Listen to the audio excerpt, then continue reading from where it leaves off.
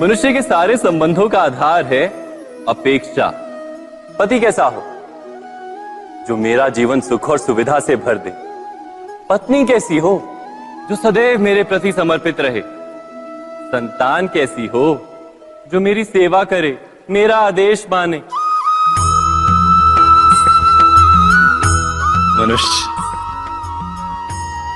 मनुष्य उसी को प्रेम भी कर पाता है जो उसकी अपेक्षा पूर्ण करता है। और अपेक्षा की तो नियति है भंग होना। कैसे? क्योंकि अपेक्षा मनुष्य के मस्तिष्क में जन्म लेती है। कोई अन्य व्यक्ति उसकी अपेक्षाओं के बारे में जान ही नहीं पाता।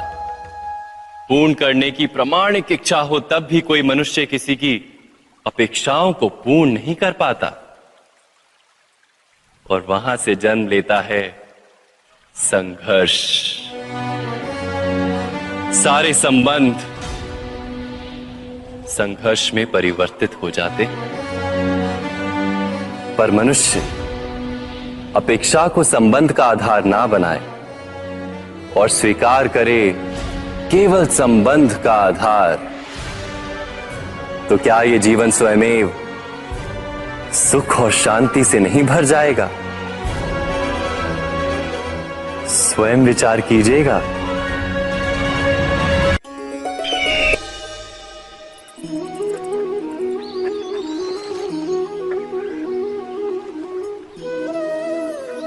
समय के आरंभ से ही मनुष्य को एक प्रश्न सदा पीड़ा देता है कि वो अपने संबंधों में अधिकतम सुख और कम से कम दुख किस प्रकार प्राप्त कर सकता है।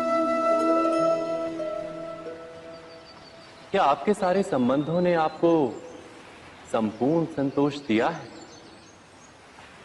विचार कीजिए। हमारा जीवन संबंधों पर आधारित है। हमारी सुरक्षा संबंधों पर आधारित है। इसी कारण हमारे जीवन के सारे सुखों का आधार भी संबंध है। किंतु फिर भी हमें संबंधों में ही अधिकतर दुख क्यों प्राप्त होते हैं? सदा ही संघर्ष भी संबंधों से ही उत्पन्न क्यों हो जाते हैं? कभी विचार किया है? जब कोई व्यक्ति किसी अन्य व्यक्ति के विचार अथवा कार्य को स्वीकार नहीं करता, उसमें परिवर्तन करने का प्रयत्न करता है, तो संघर्ष जन्म लेता है। अर्थात जितना अधिक अस्वीकार उतना ही अधिक संघर्ष, और जितना अधिक स्वीकार उतना ही अधिक सुख। क्या ये वास्तविकता नहीं? यदि मनुष्य स्वयं अपनी अपेक्षाओं पर अंकुश रखे, अपने विचारों को परखे, किसी अन्य व्यक्ति में परिवर्तन करने का प्रयत्न ना कर स्वयं अपने भीतर परिवर्तन करने का प्रयास करे, तो क्या संबंधों में संतोष प्राप्त करना इतना कठिन? अर्थात क्या स्वीकार ही संबंध का वास्तविक अर्थ नहीं? स्वयं विचार कीजिए।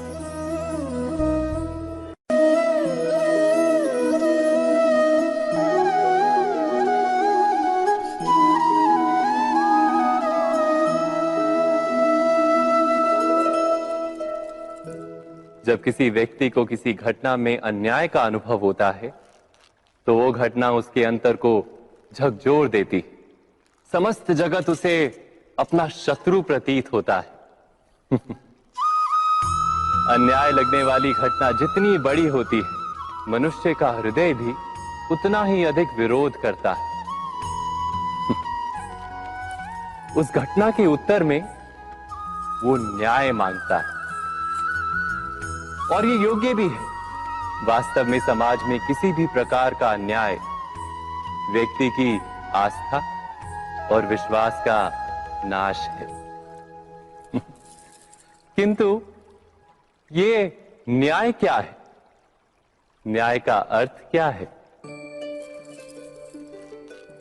अन्याय करने वाले को अपने कार्य पर पश्चाताप हो और अन्याय भुगतने वाले के मन में फिर से विश्वास जगे समाज के प्रति।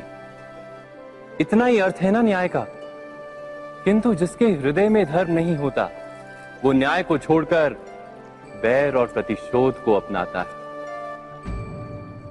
हिंसा के बदले प्रतिहिंसा की भावना लेकर चलता है।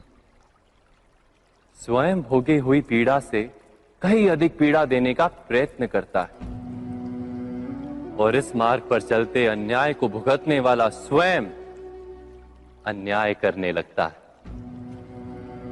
शीघ्र ही वो अपराधी बन जाता है, अर्थात न्याय और प्रतिशोध के बीच बहुत कम अंतर होता है और इसी अंतर का नाम है धर्म। क्या ये सत्य नहीं? स्वयं विचार कीजिए।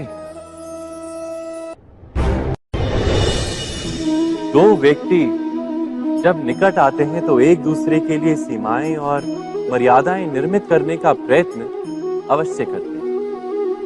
हम यदि सारे संबंधों पर विचार करें तो देखेंगे कि इन सारे संबंधों का आधार यही सीमाएं हैं जो हम दूसरों के लिए निर्मित करते हैं। और यदि अनजाने में भी कोई अन्य व्यक्ति इन सीमाओं को तोड़ता है तो उसी क्षण हमारा हृदय क्रोध से भर जाता है। इन सीमाओं का वास्तविक रूप क्या है? क्या हमने कभी विचार किया? सीमाओं के द्वारा हम दूसरे व्यक्ति को निर्णय करने की अनुमति नहीं देते, अपना निर्णय उस व्यक्ति पर थोपते, अर्थात किसी की स्वतंत्रता का अस्वीकार करते हैं। और जब स्वतंत्रता का अस्वीकार किया जाता है तो उसका हृदय दुख से भर जाता है और जब वो सीमाओं को तोड़ता है तो हमारा हृदय क्रोध से भर जाता है। क्या ऐसा नहीं होता?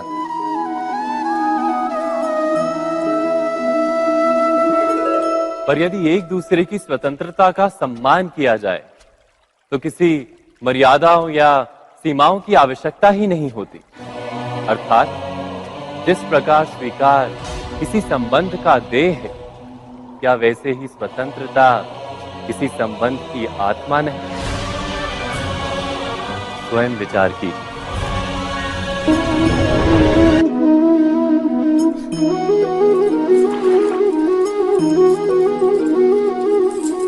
पिता सदा ही अपने संतान के सुख की कामना करते हैं, उनके भविष्य की चिंता करते रहते हैं।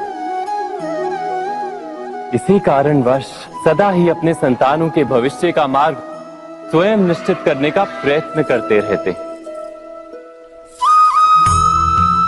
जिस मार्ग पर पिता स्वयं चला है, जिस मार्ग के कंकर पत्थर को स्वयं देखा है, मार्ग की छाया, मार्ग की धूप को स्वयं जाना है, उसी मार्ग पर उसका पुत्र भी चले, यही इच्छा रहती है हर पिता की।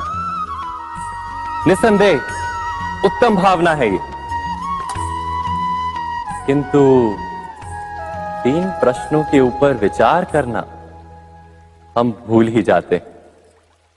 कौन से प्रश्न? प्रथम प्रश्न, क्या समय के साथ प्रत्येक मार्ग बदल नहीं जाते? क्या समय सदा ही नई चुनौतियों को लेकर नहीं आता? तो फिर बीते हुए समय के अनुभव नई पीढ़ी को किस प्रकार लाभ दे सकते हैं? दूसरा प्रश्न, क्या प्रत्येक संतान अपने माता पिता की छवि होता है? हाँ, संतानों को संस्कार तो अवश्य माता पिता देते हैं, किंतु भीतर की क्षमता तो ईश्वर देते हैं। तो जिस मार्ग पर पिता को सफलता मिली है, विश्वास है कि उसी मार्ग पर उसकी संतानों को भी सफलता और सुख प्राप्त होगा। तीसरा प्रश्न, क्या जीवन के संघर्ष और चुनौतियां लाभकारी नहीं होती? क्या प्रत्येक नया प्रश्न एक नए उत्तर का द्वार नहीं खोलता? तो फिर संतानों को नए नए प्रश्नों, संघर्षों और चुनौतियों से दूर रखना, ये उनके लिए लाभ करना कहलाएगा या हानि पहुंचाना? अर्थात जिस प्रकार संतान के भविष्य का निर्माण करने के बदले उसके चरित्र का निर्माण करना श्रेष्ठ है, वैसे संतानों के जीवन का मार्ग निश्चित करने के बदले उन्हें नए संघर्षों के साथ जूझने के लिए मनोबल व ज्ञान देना अधिक लाभदायक नहीं होगा? स्वयं विचार कीजिए।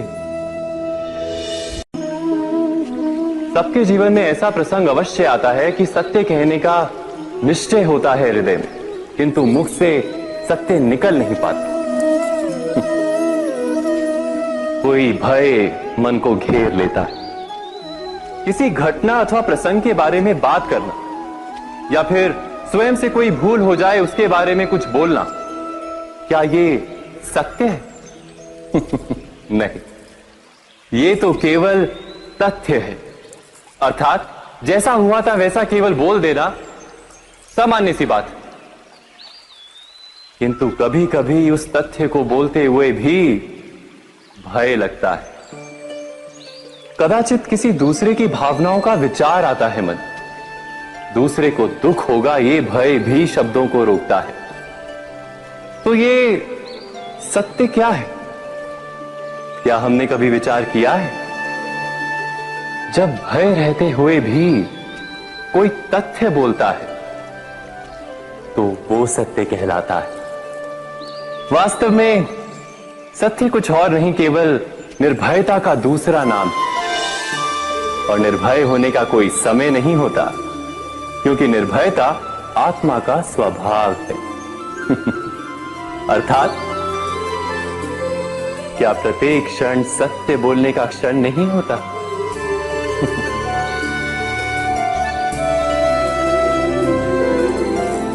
स्वयं विचार कीजिए।